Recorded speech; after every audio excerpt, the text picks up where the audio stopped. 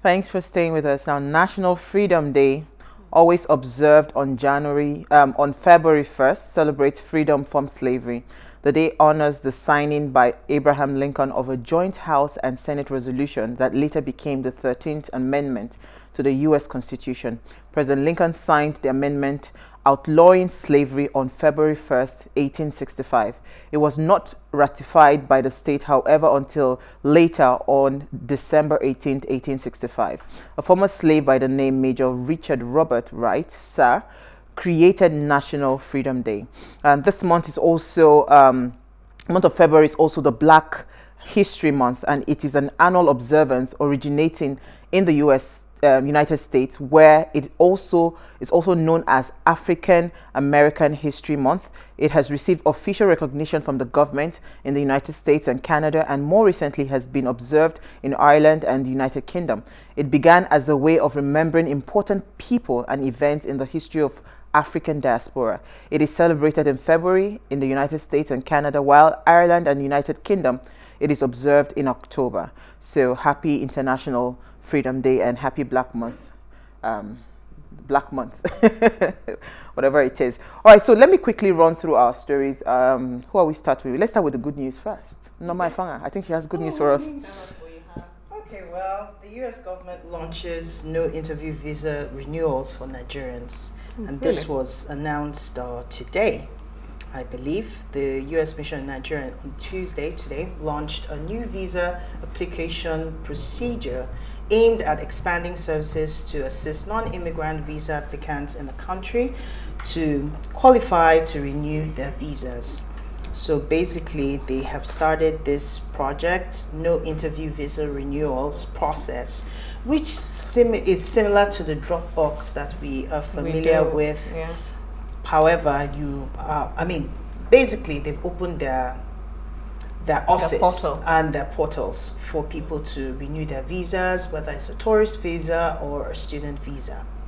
It's good news because a lot of people have had trauma in the last couple of years trying to either go back or to renew their visas and all of that. So I say, please let us quickly go and get our visa before they change their mind. I lost my passport and all of my travel history just for insults. Oh wow! Yeah. Is it possible? Yeah. But it can be retrieved. You can't retrieve your visa that have been on the lost passport. No. You can retrieve the history. What I mean. I don't have that record. They have it on their own system. So, so I'm going to be applying like a fresh applicant, and they make reference to the fact that I've had visas in the past and all of those stuff. Did you report it before then? No, I haven't. Because you're supposed to do a police report. Yeah, all of that will accompany the application. The document. Oh wow! Yes. I need to get my visa. Even with the visa, you can't just get up and go again. COVID has locked us. It doesn't matter. You can actually be vaccinated as long as you are ready to pay all the monies involved. Requirements, basically. And if you are fully vaccinated, you don't have an issue. There's people that are running from vaccines. You don't have an issue, how? Because if you are fully vaccinated, you don't, like, for instance, if you're going to the UK now. That's UK now. Now US will they talk. I wanted you to make it clear. But I don't think to take their own vaccine. No, wait, I don't think the quarantine, you have to quarantine in US. Well, you have to do your research though. You're supposed to do self. Yes, now it's in the house. It's not like you're going to go and stay. You don't understand. They've never called they've always do self quarantine, even in the UK. So it's not that bad. Well, it's not as fun as when you go and come, you give us the gist. What I have in the news is as regards the 2023 election, as that is one thing that is of interest to me lately, and so I look in that direction frequently. The former governor Ambode has a chance in PDP, says party chieftain. The PDP says they are open to welcome former governor Ambode.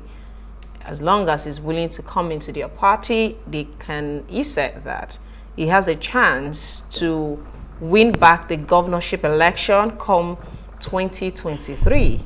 I find it very interesting because only until recently a former APC candidate defected to PDP in the name of Babajide Jandor, you know, and he's running under the platform of going for the position of a governor. So if you already absorb somebody from APC that is a candidate for governorship or an aspirant for governorship, I do not know why they are still opening their door. I don't know how many governors they intend to run. Maybe they just want to sell. They just want to sell tickets and make money. Because I don't understand. They act like they are really divided. Because are you saying that you've been a party for how many years and you cannot produce a candidate except you go to your opponents? Well, PDP. I want to say that this is coming like 4 years too late, because if they wanted to get somebody like an Ambode to decamp to a PDP, should have happened in 2019 when he was trying to secure a second term. So even Ambode said, I don't think he will try it, because he will just bury himself politically. It's a wrong move.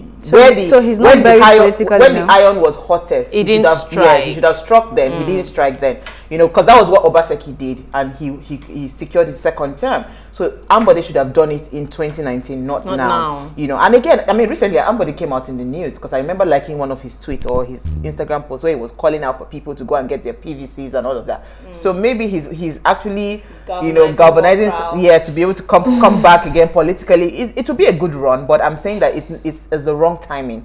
The best timing should have been 2019. Should have been the last election. Let's watch and see what. Nothing. You can never say never in politics. Because for me, it's really about like I mentioned, it's about the people that you're in line with. If you have the same core values, and then you can identify them at the party level. If you think that there's a bit of a disalignment, it's okay to poach. Let's keep it going. Okay, so my story is pretty simple, no drama. INEC clears 475 candidates for FCT council election as it prepares to conduct election in the 68 constituencies of FCT on February 12th. The chairperson, Mahmoud Yakub, said the commission would ensure a peaceful conduct of the forthcoming council election in Abuja. So I thought it was necessary to take this just to remind people watching us from Abuja to pay attention to this level of politics, because it's really important and it's where governance really starts. So February 12th, I hope you go out to vote and choose the right candidate. I hope so too. I hope so too. So our Minister for Transportation, Amaechi, he said China is no longer giving us money. They're looking to they're looking to pursuing loans from Europe. I will just leave it there. I don't know why we're focusing a whole lot on where to get loans. Money from. No, because so I don't have a problem with us loaning money, right? The only thing that Nigerians have always asked for is accountability as to how this money is expended. So it's not so much of loaning the money.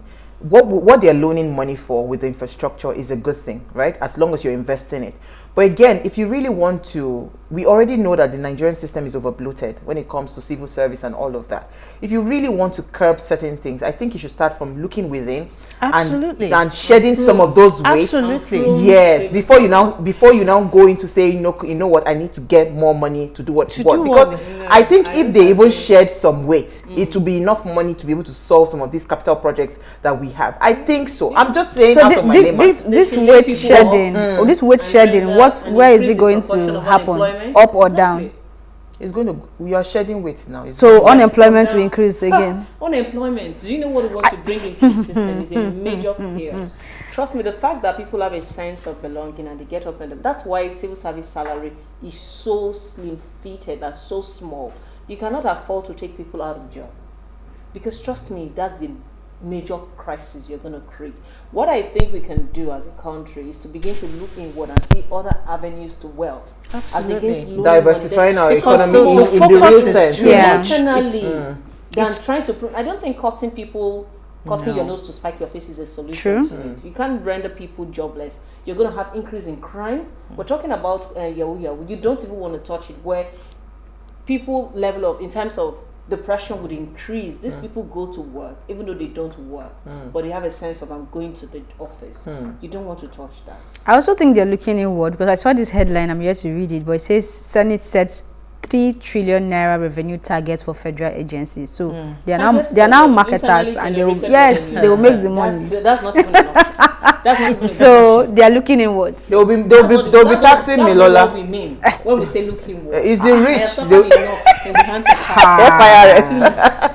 But well, I just want to mention that headline because now China is no longer giving us money. They say they are looking in the direction. Why of though? Europe. They don't have money to give, or they're tired of giving money. How are you planning to pay them back? Exactly. It is where. How are we generating funds or business? I think we need to bring an economist to help us break down what this implies for us. Please do. Hua. That's on your table. an economist that's ready to break it down. And the producer of the show. We'll take a break now. When we return from the break, we want to discuss very sad, the Yahoo menace. Stay with us, we'll be right back.